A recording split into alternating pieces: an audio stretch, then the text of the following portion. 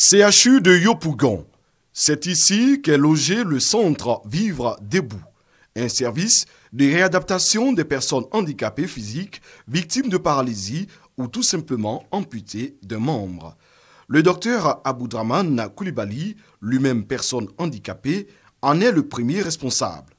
Lorsqu'on est médecin, qu'on est personne handicapée et qu'on est en plus, on est ancré dans la spécialisation qui s'occupe, je crois, on est mieux outillé pour comprendre d'abord la psychologie du handicap, pour comprendre comment aborder les personnes. Ici, le handicap physique n'est pas un obstacle à l'épanouissement d'un individu.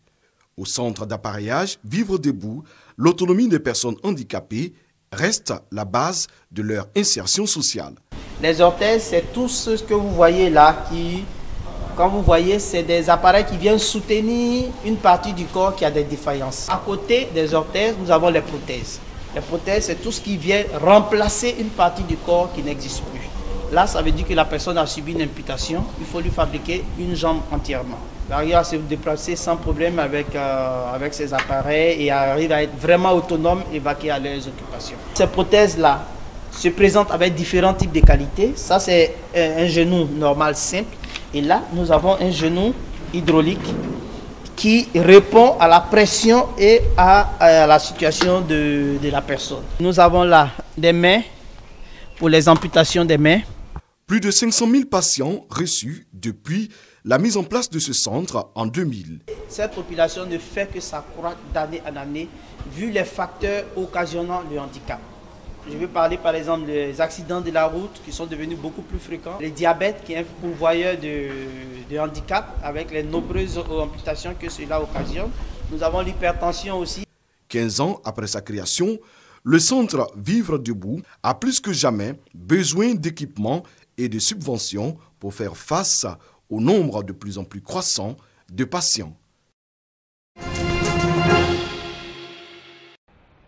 Lycée moderne du Plateau, Pierre Aboigny-Kassi est agent de bureau dans cette école depuis plus de 10 ans. Handicapé moteur à la naissance, sa situation ne l'empêche pas de travailler. Chaque matin, il emprunte l'autobus de Port-Boué jusqu'au plateau, non sans difficulté. Je décompose 2 à 3 fois pour être au collège moderne du Plateau. Tout dernièrement, nous sommes arrivés à Trècheville, où le bus a pris feu. Tous ceux qui descendaient marchaient sur moi. J'ai vu la mort en direct et c'est quelqu'un qui est venu me tirer par la force. Ce jour-là, je me suis senti plus handicapé. Être handicapé n'est pas une fatalité, selon ses collègues de service qui lui réservent un accueil particulier tous les matins. Même chose pour les élèves qui l'aident à monter les marches de cet escalier. Je vois plutôt le travail fait par M. Kassi. C'est des personnes comme nous. C'est l'intellect, le moral qu'il faut voir et non le physique. Nous sommes tous autour de lui. À Trècheville, au quartier Arras 1, un autre handicapé physique, Sidiki Gbane Karamoko, dit Sidney Karams. Il vit son handicap sans complexe.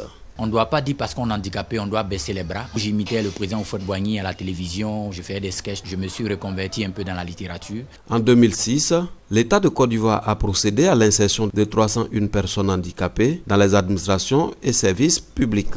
En 2015, 300 autres ont été encore insérées, mais le besoin reste énorme.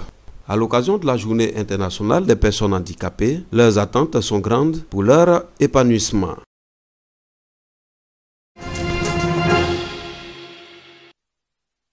Faire de la ville d'Abidjan la destination numérique de l'Afrique paraît presque réussi, puisque Africa Web Festival est à sa 2e édition et les participants sont venus de l'Afrique, de la Belgique, du Canada, de la France et des chefs d'entreprise de la Colombie.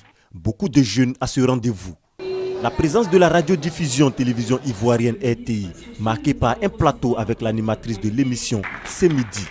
Caroline Da Silva pose des questions sur l'importance des TIC et si ce secteur est vraiment pourvoyeur d'emploi. Vous pouvez faire payer à distance des débiteurs, comme c'est le cas aujourd'hui pour les grands facturiers. La grosse progression du mobile money. Transport ville et énergie intelligent au service du développement, thème de cette rencontre du numérique. Un thème pour montrer l'étendue de cet outil plein d'innovation. Pour notre part, il s'agit vraiment d'appliquer la vision de M. le ministre des Transports en matière de modernisation des systèmes de transport avec l'utilisation à outrance des technologies de l'information et de la communication. Donc aujourd'hui, l'ensemble des documents de transport en Côte d'Ivoire sont gérés par une plateforme unique au niveau d'une base de données unique avec un système de gestion en temps réel sur l'ensemble du territoire national. Africa Web Festival, ce sont aussi des tables rondes, des conférences et des stands. Le numérique doit être au cœur des activités. Alors nous, notre mission, sinon notre leitmotiv, c'est de faire de l'administration publique une administration numérique et efficace. L'éthique touche tous les domaines de la vie, que ce soit au niveau de l'enseignement, au niveau de l'éducation, au niveau de la santé, au niveau de l'économie. Il n'y a pas un seul pan de notre vie sociale, politique, économique, sociale qui ne soit pas touché par l'éthique. Africa Web Festival, l'espace numérique de l'Afrique. Pendant 3 jours, jeunes d'ici et d'ailleurs et chefs d'entreprise vont donc échanger sur le web pour parler emploi et opportunités d'affaires. Comment ça se fait que chaque année, Bob Marley sort un CD alors qu'il est décédé? Faire d'Abidjan la capitale du rire en ce mois de décembre, c'est la mission que s'assignent les initiateurs du festival du Gondwana.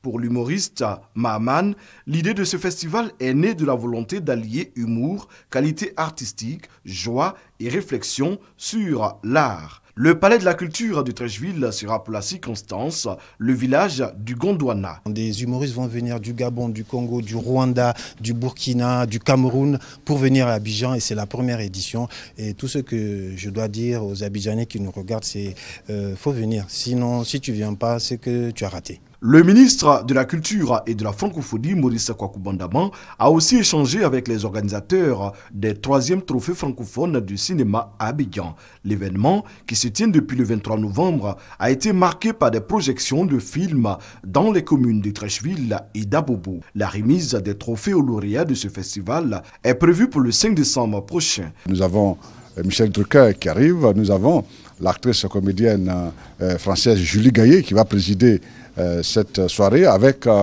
réalisateur Abdelrahman Sissako. Nous sommes heureux de ce que Abidjan, la Côte d'Ivoire, redevienne le centre du cinéma.